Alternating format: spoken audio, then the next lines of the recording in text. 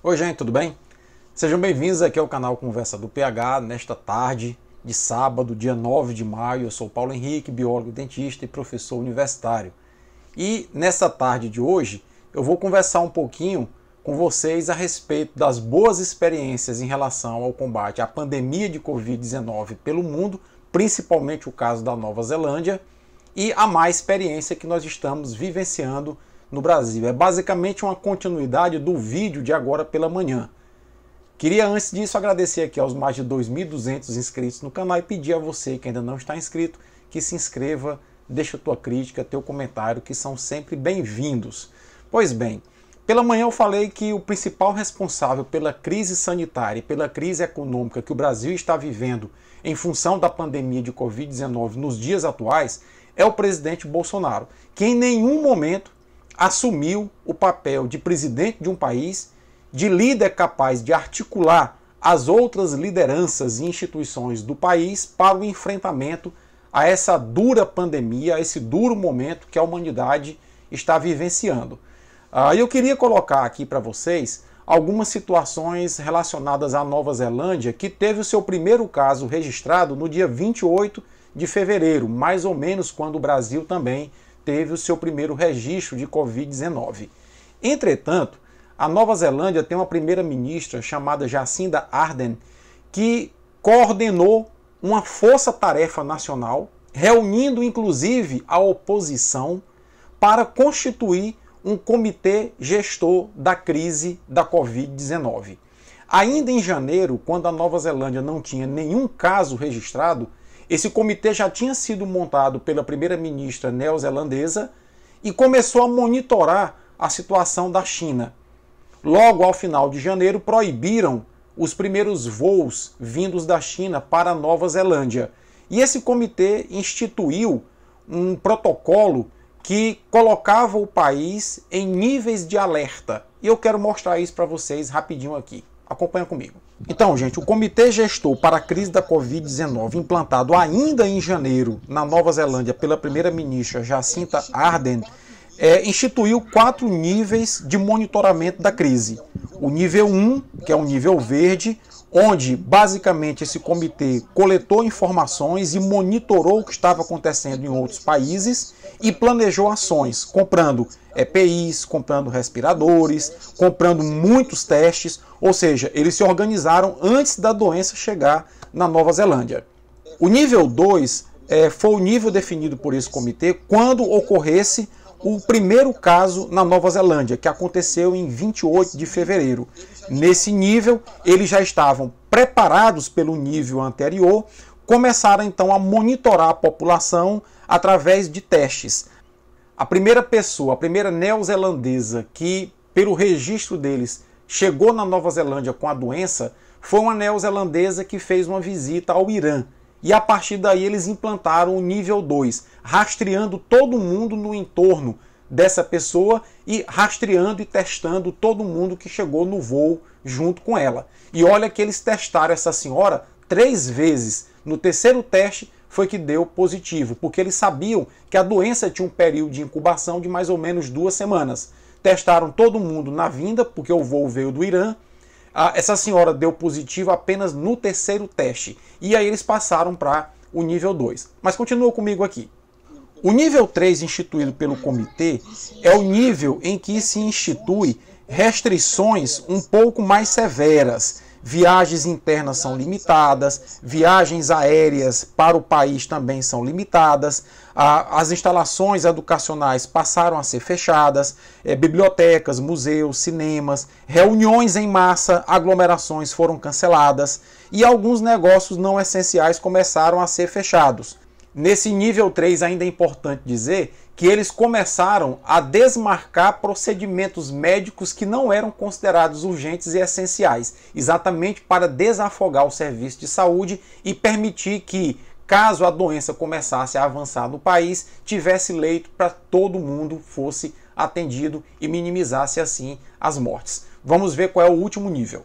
O último nível que esse comitê instituiu foi o nível do lockdown, ou seja, o nível 4. Nesse nível, as pessoas deveriam ficar em casa, as escolas e universidades estariam fechadas, todas as empresas não essenciais também fecharam, ocorreria inclusive racionamento de suprimento para evitar que as pessoas fizessem estoque de suprimento nas suas casas. As viagens foram completamente limitadas, tanto dentro do país como todos os voos externos que chegassem ao país, navios que chegassem ao país também estavam bloqueados. E haveria, nesse caso, uma grande repriorização dos serviços de saúde. Basicamente, o nível 4 é o que nós conhecemos como lockdown.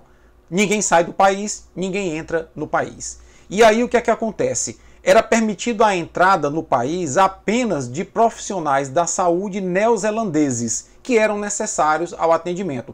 Esses profissionais, entretanto, quando entrassem no país, deveriam permanecer inicialmente 14 dias em regime de quarentena numa instalação do próprio governo, para somente então depois ser liberado para ajudar o país. Esse cenário todo fez com que a Nova Zelândia, que teve o primeiro caso basicamente no mesmo dia do Brasil, o Brasil teve ali por volta do dia 26, 27 de fevereiro, a Nova Zelândia dia 28, a Nova Zelândia agora está saindo do nível 4, determinando a abertura de 75% das suas atividades econômicas, mostrando uma grande capacidade de gestão. A partir de agora, as pessoas que são do país e que não são da área da saúde, que quiserem voltar, podem voltar, mas ficarão confinados 14 dias em regime de quarentena e eles vão começar a progressivamente abrir para que pessoas e turistas voltem à Nova Zelândia, uma vez que a Nova Zelândia tem 15% do seu PIB focado na indústria do turismo. É um país que vive basicamente do turismo. Nesse período de lockdown, a Nova Zelândia ela instituiu uma renda mínima para as pessoas. A Nova Zelândia instituiu auxílio às empresas para ajudar a pagar as folhas de salário e segurar os empregos para que as pessoas não ficassem desempregadas.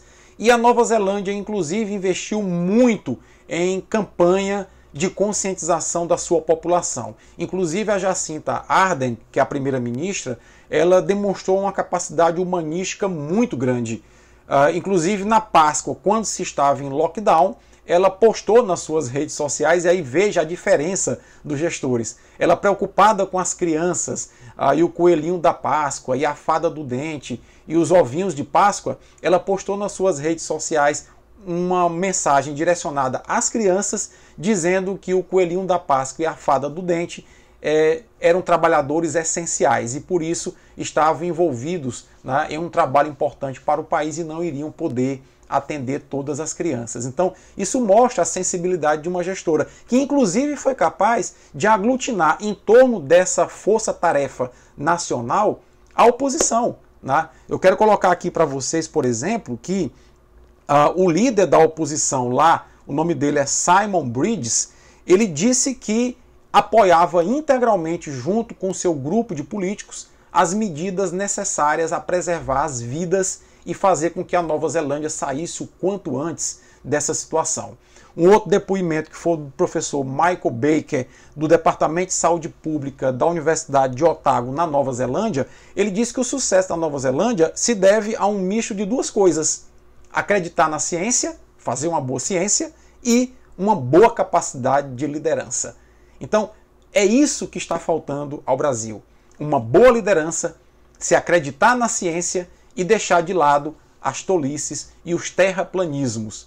Enquanto nós estivermos insistindo nessas baboseiras pregadas por lideranças nacionais de que nós temos que expor a população para que ela adoeça sem conhecer direito a doença, sem enfrentar direito a doença, como a Nova Zelândia, Singapura, Taiwan, Vietnã, a própria China, o Japão, enfrentaram de frente à doença, nós não iremos sair dessa situação muito bem. Todos os países que enfrentaram a doença de frente, com seriedade, com liderança, com responsabilidade, com união, estão já no momento de sair da crise e começar a reativar suas economias. E nós estamos agora, depois de quase 60 dias, iniciando um pico de aceleração da doença e de declínio profundo da economia e ampliação das desigualdades nesse país. Falta, fundamentalmente, um presidente que assuma a capacidade de aglutinar a população e que assuma a responsabilidade de ser presidente. Forte abraço e até amanhã.